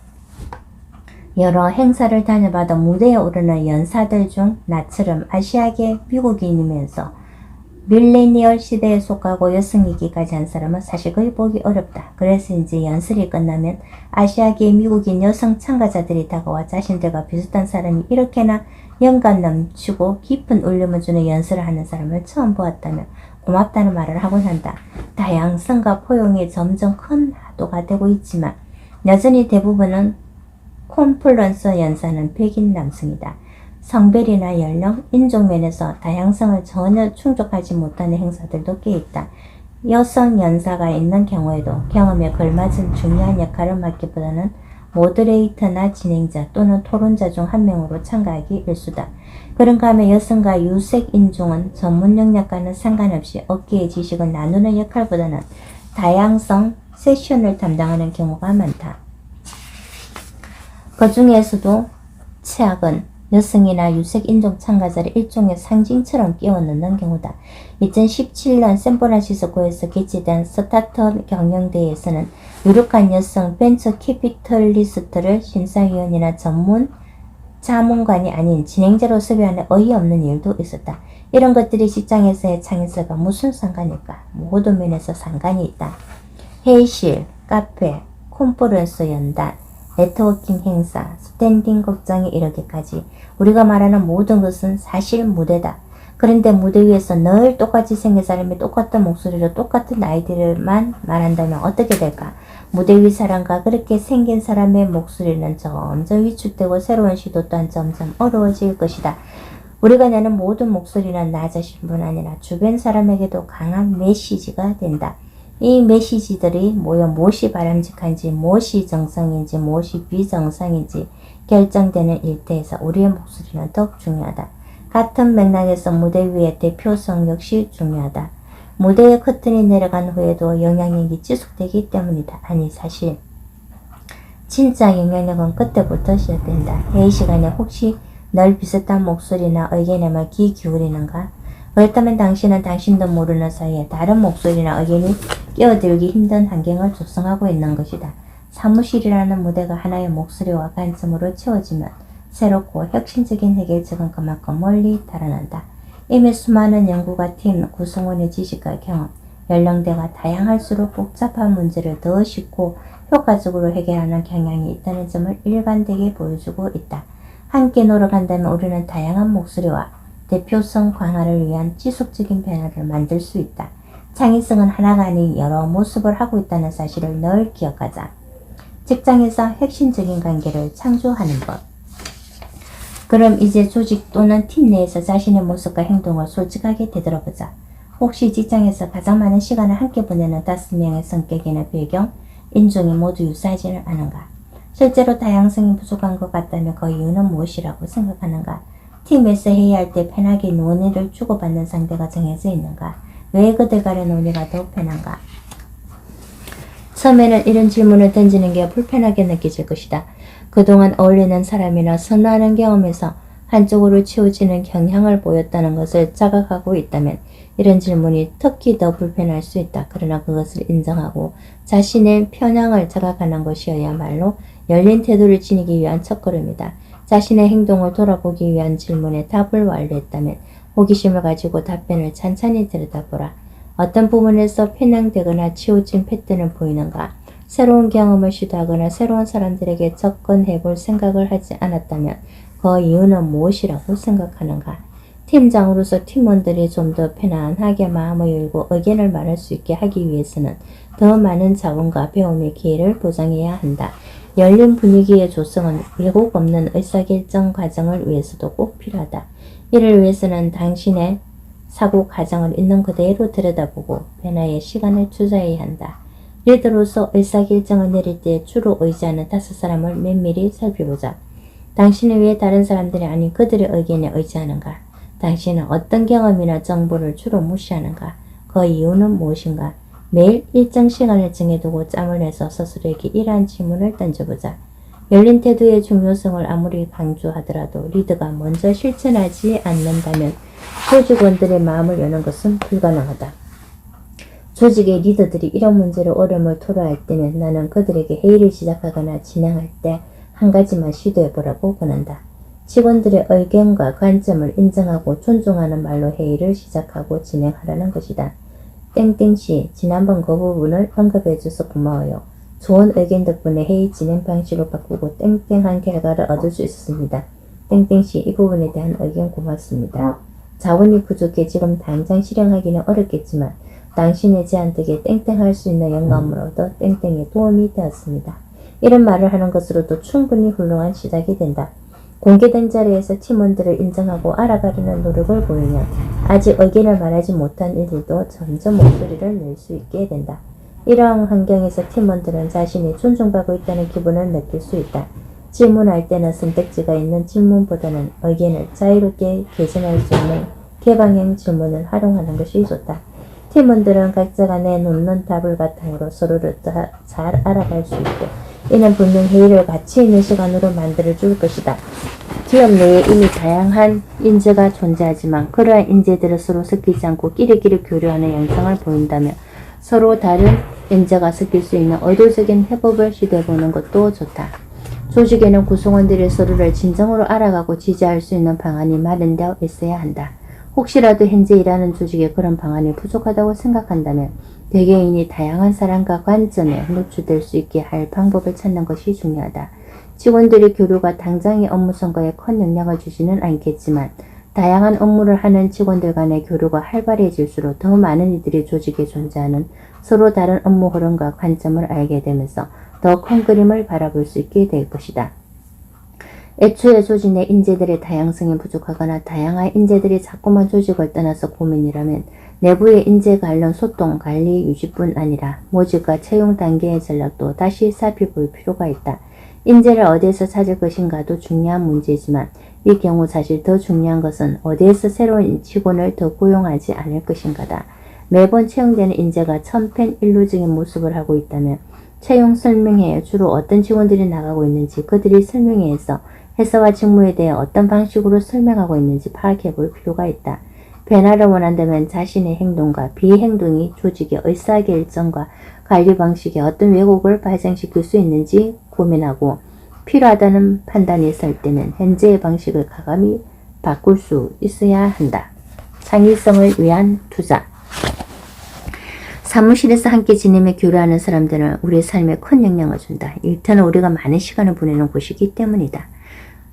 이는 우리가 일터에서 처신할 때 늘 명심해야 할 사항이다. 우리가 직장에서 다른 이들과 소통하고 그들의 이야기를 듣고 함께 일할 때 보이는 태도는 직장 동료들의 경험뿐 아니라 우리 자신의 경험에도 영향을 준다. 또한 직장의 분위기와 환경은 우리가 직장에서 제시할 수 있는 의견과 감수할 수 있는 위험의 한계에도 영향을 준다. 업무 이메일을 받았을 때 유독 달갑지 않은 동료 한두 명쯤은 모두 있을 것이다. 그 동료의 이름을 릭이라고 해보자. 릭은 당신이 불편해하는 동료다. 특별히 나쁜 사람은 아닌데 늘 어딘가 남을 깎아내리고 멱 빠지게 한다. 예를 들면 이렇다. 릭은 당신과 이야기할 때는 분명 당신의 의견을 지지한다고 했는데 회의에만 들어가면 갑자기 당신의 의견을 무시하고 자기 생각만 내세운다. 말로는 당신의 업무를 칭찬하면서 정작 업무 지원이 필요할 때는 핑계를 대며 빠져나간다. 릭 같은 유형의 사람은 동료들에게 혼란을 준다. 일관성이 없는 터라 오늘 지지했던 일을 내일도 지지할지 아니면 갑자기 반대할지 도저히 가늠할 수 없기 때문이다. 기분에 따라 이랬다 저랬다 하는 릭은 동료들을 힘들게 한다. 직장에는 릭 같은 사람이 꽤 많다. 내가 일했던 직장에도 릭이 있었고 내가 만나본 많은 고객사에도 릭이 있었다. 우리는 릭 같은 직원이 초래하는 부정적인 파급 효과를 간과하는 경향이 있다. 릭은 자기 업무를 처리하는 데는 뛰어난 직원일 수도 있다. 그러나 릭이 계속해서 다른 동료들을 방해하고 업무 의욕을 꺾어놓는다면 결국 그 조직의 환경에 크나큰 악영향을 줄 수 있다. 내가 아는 미국의 한 기술 스타트업 중에도 릭 문제를 제대로 처리하지 못해 큰 낭패를 겪은 곳이 있다. 그 회사의 릭은 서류상으로는 나무랄 데 없이 훌륭한 인재였다. 아이브리그 대학 출신의 업무 성과도 뛰어나고 일 처리도 빠릿빠릿한 데다 다양한 경험으로 믿음직스럽기까지 했다. 릭은 맡은 일을 언제나 훌륭하게 처리했다. 스타트업 업계에서 릭 정도의 엔지니어를 찾는 것은 정말 어려운 일이었다. 그러나 릭과 함께 일하는 동료들의 경험은 최악이었다. 릭은 회의 때마다 동료들의 업무를 업신여기며 그들의 의견을 무시하기 일쑤였다. 릭은 다른 동료들에게 위험했던 업무를 제멋대로 다시 가져왔고 나중에 일이 잘못되면 상대를 탓했다. 그뿐 아니었다. 릭은 성차별적인 발언을 일삼고 남성 중심 문화를 대놓고 조성하며 여성 동료들을 불편하게 했다. 당시 그 회사에는 아시아계 남성 엔지니어인 내 친구가 근무하고 있었다. 그 친구는 처음에는 릭이 괜찮아 보였지만 갈수록 은근히 기분이 나쁘더라고 말했다. 내 친구는 가끔 릭이 자신을 깔보는 것 같다고 느꼈는데 자신이 아시아 출신이라서 그런지 릭보다 키가 작아서 그런지는 의문이라고 했다. 안전하고 창의적인 장소여야 할 직장에서 불필요하고 비생산적인 갈등을 겪게 된 직원들은 결국 창업자에게 문제를 제기했다. 창업자는 어떻게 대응했을까? 안타깝게도 아무 조치도 취하지 않았다. 말로는 대책을 강구해 보겠다고 했지만 행동으로 연결하지 않는 것이다. 결과는 처참했다. 당시 그 기업은 혁신적인 상품으로 많은 추종자를 거느리고 있었다. 그러나 릭이 조직 문화에 준 부정적인 영향은 너무나도 빠르게 번졌다. 많은 직원이 그 스타트업을 떠났다. 그 회사의 일과 비전을 사랑했던 내 친구도 마찬가지였다. 퇴사한 직원들은 자신들의 경험을 공유하고 그 이야기가 퍼지면 그 기업의 상품 또한 인기를 잃었다. 지금 그 회사는 존재하지 않는다. 릭이 마지막까지 회사에 남았는지 여부는 알 수 없지만 회사가 나머지 직원이나 조직의 이익을 지키지 못했다는 점만큼은 확실하다. 아무런 조치를 취하지 않음으로써 릭에게 변화할 기회를 주지 않는 것은 사업적으로도 창의적으로도 잘못된 선택이었다. 회사에서 일하는 대부분의 일반 직원들은 릭 같은 사람을 채용하거나 해고할 위치에 있지 않을 것이다. 심지어 릭 같은 사람이 상사일 수도 있다.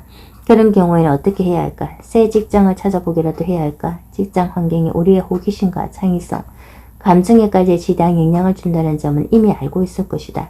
직장에 옮길 것이 아니라면 자신의 창의적 영역을 보호하기 위해 분명한 선을 긋고 조직 내에서 리 외의 멘토가 되어줄 만한 사람을 찾아야 한다. 리 같은 사람이 주는 부정적인 압박으로 직장생활이 너무 힘들다며 대화 중에 눈물을 보인 고객이 한 명 있었다. 편의상 그 고객을 세리라고 이름으로 부르겠다. 세라가 겪고 있는 문제는 정말 심각했다. 세라의 경우 리기 동료가 아닌 직속 상사였기 때문이다. 세라는 정말 훌륭한 직원이었다. 사려 깊은 성격과 뛰어난 업무 능력으로 동료들의 신용과 사랑을 한몸에 받았다. 혁신적인 문제 해결 능력으로 업계에도 소문이 자자한 인재였다. 그런 세라였지만 사무실에서는 늘 의기소침했다. 아무리 창의적인 시도를 해도 그녀의 직속 상사는 그 노력을 지지해주지 않았고 아이디어 또한 묵살하기 일쑤였기 때문이다. 세라는 자신의 일과 회사를 무척 사랑했지만 너무 힘들어서 퇴사까지 고민하고 있었다. 회사를 떠나자니 동료들을 버리고 가는 것 같아 죄책감이 들었지만 사무실의 부정적인 분위기가 개인적인 삶에까지 영향을 주기 시작하자 어쩔 수가 없었다. 사실 근무 시간이 길고 출장이 잦은 일이라서 개인적인 삶이라고 할 만한 것도 별로 없었지만 그 부족한 개인 생활 속에서도 짜증이 늘고 인내심은 줄고 있었다. 직장에서 늘 창의적인 해결책을 내놓곤 했던 세라는 어느 순간부터가 수동적이고 안전한 제안만 하기 시작했다. 직속 상사뿐 아니라 모두에게 공격받는 것 같은 기분이 들었기 때문이다. 창의성을 잃고 답이 없는 상황에 갇힌 것 같았다. 세라에게는 치유를 위한 시간과 도구가 필요했다.